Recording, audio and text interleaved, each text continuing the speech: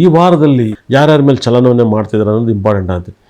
ಮೊದಲಿಗೆ ಭಾಳ ವಿಶೇಷವಾಗಿ ಚಂದ್ರಗ್ರಹ ಬಂದು ಮಿನಿಮಮ್ ಅಂದ್ರೂ ಕೂಡ ಧನುಸು ರಾಶಿಯಿಂದ ಹಿಡಿದು ಮೀನ ರಾಶಿವರೆಗೂ ಸಂಚಾರವನ್ನು ಮಾಡ್ತಾನೆ. ಅದರಲ್ಲಿ ಫುಲ್ ಸೂಪರ್ ಸಕ್ಸಸ್ ಅನ್ನೋದಾದರೆ ವೆರಿ ಸಕ್ಸಸ್ಸು. ಇಷ್ಟು ರಾಶಿಯಲ್ಲಿ ಸಂಚಾರ ಮಾಡ್ಬೇಕಾದ್ರೆ ಒಂದು ಮಕರ ಮತ್ತು ಕುಂಭ ರಾಶಿ ವಿಪರೀತ ರಾಜಯೋಗನ ತಂದು ಕೊಡ್ತಾನೆ. ಆದರೆ ಶನಿ ಗ್ರಹ ಬಂದು ಬಹಳ ವಿಶೇಷವಾಗಿ ಮೀನ ರಾಶಿಲಿದ್ದಾನೆ. ರಾಹು ಬಂದು ಕುಂಭ ರಾಶಿಲಿದ್ದಾನೆ. ರಾಹು ಗ್ರಹನೂ ಕೂಡ ಒಂದು ಕುಂಭ ರಾಶಿಲಿದ್ದಾನೆ. ಅದೇ ಥರ ಗುರು ಉಚ್ಚನಾಗಿದ್ದಾನೆ. ಉಚ್ಚನಾಗಿದ್ದರೆ ಸಾಕಷ್ಟು ಜನ ಮಾತು ಬಿಡೋದು, ಜಗಳಗಳು ಮಾಡೋದು ಇದೆಲ್ಲ ಇರುತ್ತೆ. ಗುರು ಉಚ್ಚನಾದರೆ ಒಳ್ಳೆ ಬುದ್ಧಿ ಬರೋದಕ್ಕಿಂತ ಕೆಟ್ಟ ಬುದ್ಧಿನೂ ಕೂಡ ಜಾಸ್ತಿ ಬರುತ್ತೆ. ಗುರು ಉಚ್ಚನಾದರೂ ಕೂಡ ಕೋಪಕ್ಕೆ ಹೊಣೆ ಆಗ್ತಾರೆ.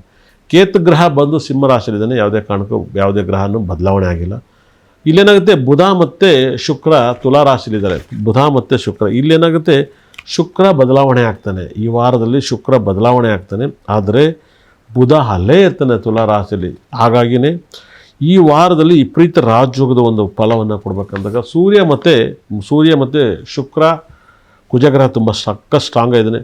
ಮಕ್ಕಳು ಹುಟ್ಟಕ್ಕೆ ಸೂಪರ್ ರಾಜಯೋಗ ಅಂದರೆ ತುಂಬ ಇಂಪ್ರೂವ್ಮೆಂಟ್ ಆಗಬೇಕಂದ್ರೆ ಮಕರ ಲಗ್ನದಲ್ಲಿ ಒಳ್ಳೆ ಕೆಲಸ ಮಾಡೋಕ್ಕೆ ಈ ವಾರ ಪೂರ್ತಿ ಮಕರ ಲಗ್ನದಲ್ಲಿ ಒಳ್ಳೆ ಕೆಲಸ ಮಾಡೋದು. ಮಕರ ಲಗ್ನ ತುಂಬ ಪಾಸಿಟಿವ್ ಲಗ್ನವನ್ನಾಗುತ್ತೆ. ತುಂಬ ಸಿಕ್ಕಾಪಟ್ಟೆ ಲಕ್ಕನ್ನು ತಂದು ಕೊಡುತ್ತೆ. ಅದೇ ಥರ ಕಟಕ ಲಗ್ನದಲ್ಲಿ ಹುಟ್ಟಿದರೆ ಖಂಡಿತ ಕೂಡ ತಂದೆಗೆ ಆರೋಗ್ಯ ಸಮಸ್ಯೆ ಬರೋದು, ಸಮಸ್ಯೆಗಳು, ಆಸ್ಟೆಂಟು, ಮನೇಲಿ ದುಃಖಗಳು ಅತಿ ಹೆಚ್ಚು ಆಗುತ್ತೆ.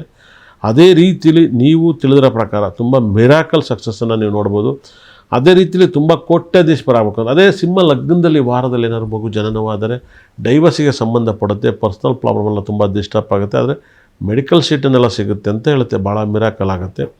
ಅದೇ ರೀತಿಯಲ್ಲಿ ಒಂದು ಸಕ್ಸಸ್ಸನ್ನು ಕಾಣಬೇಕು ಅಂದರೆ ಸಿಂಹ ರಾಶಿಯಲ್ಲಿ ಏನಾದ್ರು, ಧನು ರಾಶಿಯಲ್ಲಿ ಏನಾದ್ರು ಮಕ್ಕಳು ಹುಟ್ಟರೆ ತಂದೆಯನ್ನು ಬೇಗ ಕಳ್ಕೊತಾರೆ. ತಂದೆಗೆ ಸಮಸ್ಯೆಗಳು ಬರ್ತವೆ, ತಾತನ ಸಮಸ್ಯೆ ಬರುತ್ತೆ. ಈ ವಾರದಲ್ಲಿ ಧನುರ್ ಲಗ್ನದಲ್ಲಿ ಮಗು ಜನನವಾಗಬಾರ್ದು. ಅದನ್ನು ಮುಂದೂಡಿ ಮಗುವಿನ ಜನನವಾದರೆ ತುಂಬ ಒಳ್ಳೆಯದಾಗುತ್ತೆ. ಯಾಕಂದರೆ ಸೂರ್ಯ ಬುಧ ಶುಕ್ರ ಗ್ರಹಗಳೆಲ್ಲ ವ್ಯಯಸ್ಥಾನದಲ್ಲಿದ್ದಾಗ ಮಕ್ಕಳು ಜನನವಾಗಬಾರ್ದು. ಧನುರ್ ಲಗ್ನ ಈ ವಾರದಲ್ಲಿ ಹುಟ್ಟಕ್ಕೆ ಒಳ್ಳೆಯ ಟೈಮಲ್ಲ. ನೀವು 100% ಮಕರ ಲಗ್ನ ತುಂಬ ಟಾಪ್ ಲಗ್ನ. ಮಕರ ಲಗ್ನಕ್ಕೆ ಆದಷ್ಟು ಮಗು ಹುಟ್ಟಕ್ಕೆ ಟ್ರೈ ಮಾಡಿದಷ್ಟು ನಿಮ್ಮ ಮನೆ ಕೋಟ್ಯಾಧೀಶರಾಗ್ತಾರೆ. ಪರ್ಸ್ನಲ್ ಲೈಫ್, ಹ್ಯಾಪಿ ಲೈಫ್ ಎಲ್ಲವೂ ಶ್ರೀಮಂತರಾಗ್ತಾರೆ. ತುಂಬ ರಿಚ್ ಪೀಪಲ್ಸ್ ಆಗಬೇಕಂದ್ರೆ ಮಕರ ಲಗ್ನದಲ್ಲಿ ಮಗು ಹುಟ್ಟಿದರೆ ಮಾತ್ರ ತುಂಬ ಇಂಪ್ರೂವ್ಮೆಂಟ್ ಆಗುತ್ತೆ. ಮಕರ ಲಗ್ನಕ್ಕೆ, ಮಕರ ರಾಶಿಗೆ ವಿಪರೀತ ರಾಜಯೋಗ ಇರೋದನ್ನು ಬೆನಿಫಿಟಾಗಿ ಮಾಡ್ಕೊಳ್ಳಿ. ತುಂಬ ದೊಡ್ಡ ಸಕ್ಸಸ್ಸನ್ನು ಕೊಡುತ್ತೆ. ಅದೇ ರೀತಿಯಲ್ಲಿ ವೃಷಭ ಲಗ್ನದಲ್ಲಿ ಮಗು ಜನನವಾದರೆ ತಂದೆ ಕೋಟ್ಯಾಧೀಶರಾಗ್ತಾರೆ. ಆದರೆ ಕೋಟ್ಯಾಧೀಶರಾಗುತ್ತೆ. ಆ ಹುಟ್ಟೋವಂಥವ್ರಿಗೆ ಡೈವರ್ಸ್ ಕೇಸ್ ಜಾಸ್ತಿ ಇರುತ್ತೆ. ವೃಷಭ ಲಗ್ನದಲ್ಲಿ ಹುಟ್ಟರೆ ತಂದೆ ತುಂಬ ದೊಡ್ಡ ಶ್ರೀಮಂತರಾಗ್ತಾರೆ. ಆದರೆ ಡೈವರ್ಸ್ ಅತಿ ಹೆಚ್ಚು ಆಗುತ್ತೆ. ಆಗದೇ ಆ ಥರ ನೋಡ್ಕೊಳ್ಳಿ. ಮೇಷರಾಶಿಗೆ ಶನಿ ಎಂದಿನಂತೆ ವಕ್ರವಾಗಿ ಶನಿ 12ನೇ ಭಾವದಲ್ಲಿದ್ದಾನೆ.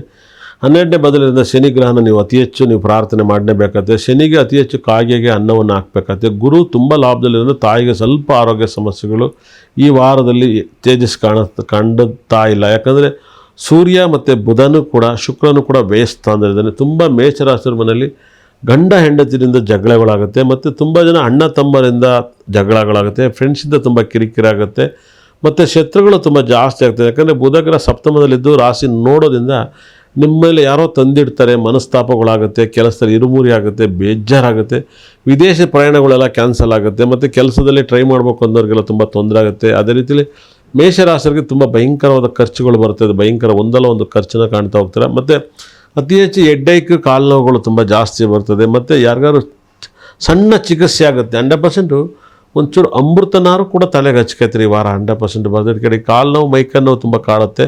ನಿಮ್ಮ ಲೈಫಲ್ಲಿ ತುಂಬ ರಿಚ್ಫುಲ್ಲಾಗಿ ಸೂಪರಾಗಿ ಆಗಬೇಕು. ಇಷ್ಟೆಲ್ಲ ದೋಷಗಳಿದ್ದರೂ ಕೂಡ ನೀವು ತುಂಬ ಸಕಲ ಸಂಪತ್ತು ಐಶ್ವರ್ಯ ಬರುತ್ತೆ.